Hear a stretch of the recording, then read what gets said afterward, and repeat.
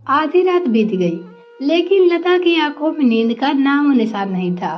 कल क्या होगा, यही सोच सोच कर वो परेशान थी। कल के बारे में सुबह 4 बजे बिस्तर से उठ नहा धोकर मंदिर में दिया जला हाथ जोड़कर बैठी थी। आंखें बंद जरूर थी, लेकिन आंखों से बहते आंसू उसकी खराब मनोदशा को व्यक्त कर रहे थे। एक स्त्री के लिए अपना मुकाम पाना कितना मुश्किल होता है।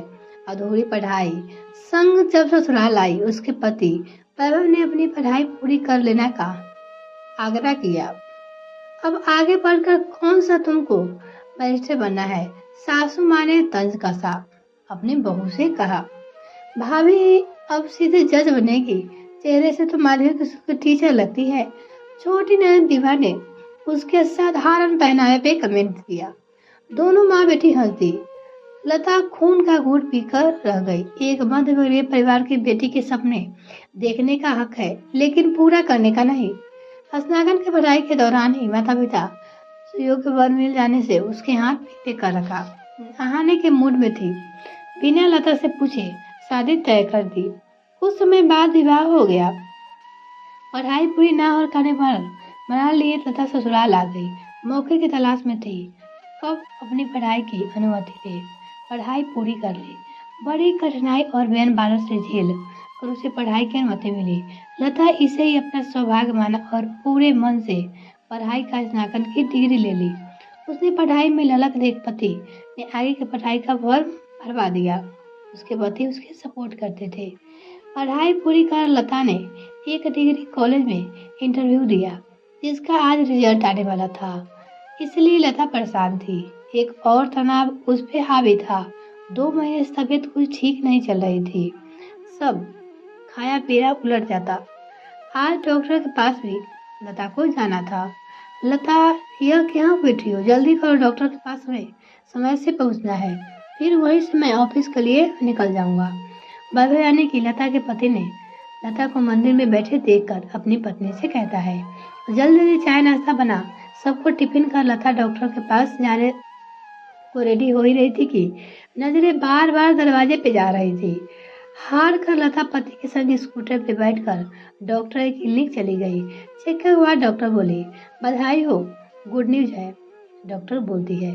वैभव का चेहरा खिल उठा और लता मुरझा गई। समझ नहीं पाई कि खुश हो या रोए।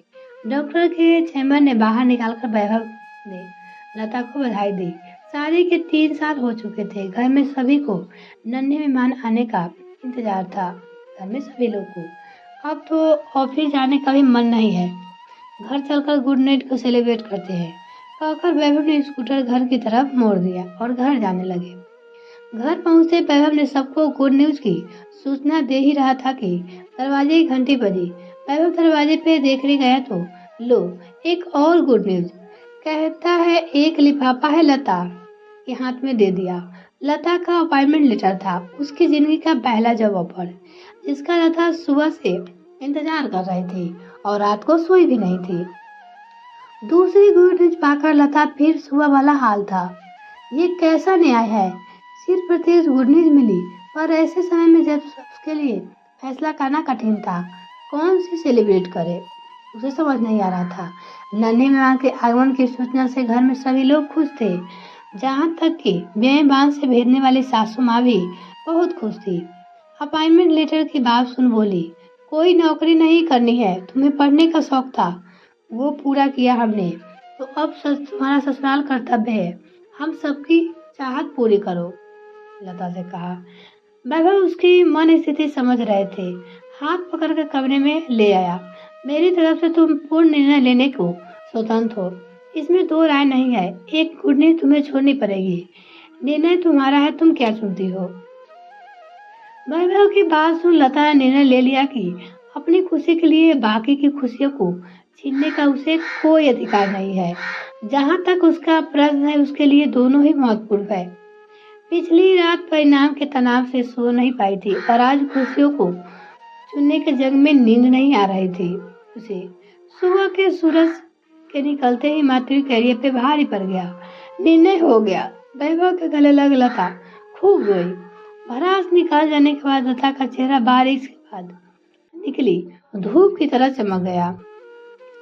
वैभव ने अगर उसे बाध्य किया होता तो शायद लता इतनी आसानी से निर्णय ना ले पाती, लेकिन वैभव की उदारता उसे अदृश्य बंधन में बांध दिया, उदार कर दिया और लता ने मात्र रित चुनकर कैरियर को दर किनारे कर दिया।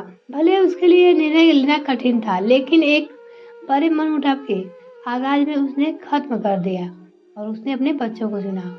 9 महीने के इंतजार के बाद जुड़वा बच्चों को किलकारी उसके घर की आगमन खुशियां भर दिया, यानी वो दूसरे बच्चे को जन्म दी। ठीक 4 साल बाद लता ने फिर पास के स्कूल टीचर ज्वाइन कर लिया, जिससे शाम को बच्चों को पूरा समय दे सके। इस बार उसे सबका सहयोग मिल गया, क्योंकि पिछली बार उसने त्याग किया था। दोस्तों, कई बार जिंदगी ऐसे दो राह पे आ खड़ी होती है जब निर्णय लेना कठिन हो जाता है, विशेषकर स्त्रियां के साथ। करियर चुनती है तो पारिवारिक जीवन उथल पुथल हो जाता है। हाँ, घर वालों का सहयोग हो तो अपने करियर और घर दोनों में ही 4 चांद लगा देती है। पर प्रश्न है, सहयोग मिले तब ना। देखिए, सबका अपने घर वालों को सहयोग नहीं मिलता है। कुछ ही परसेंट लोग हैं जो अपने बहू का साथ देते हैं नौकरी करने के लिए, नहीं तो सब चाहते हैं कि नौकरी नहीं करना है, घर का काम करे। आपकी इस पे क्या राय है? कमेंट में मुझे जरूर लिखिए। बहुत बहुत धन्यवाद।